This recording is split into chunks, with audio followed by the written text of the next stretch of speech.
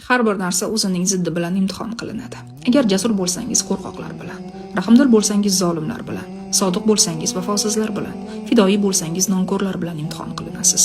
Yaxshi niyatingiz suiiste'mollar bilan sinaladi. Chunki bu dunyo o'z go'zalligini yashirgan bir imtihon maskanidir.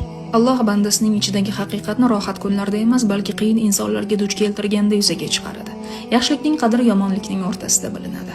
Sabr tosh kabi qattiq qalblar orasida pishadi. Axloq esa eng ko'p haqsizlikka uchraganda porlaydi. Ba'zan men nima qildimki, bularni yashayapman deysiz. Vaholanki masala nima qilganingizda emas, balki kim ekanligingizda.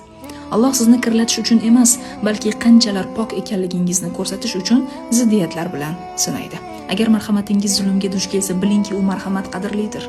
Agar sadoqatingiz vafosizlik bilan sinalayotgan bo'lsa, u sadoqat qiymatlidir. Chunki arzon narsalar bunday og'ir imtihonlardan o'tmaydi.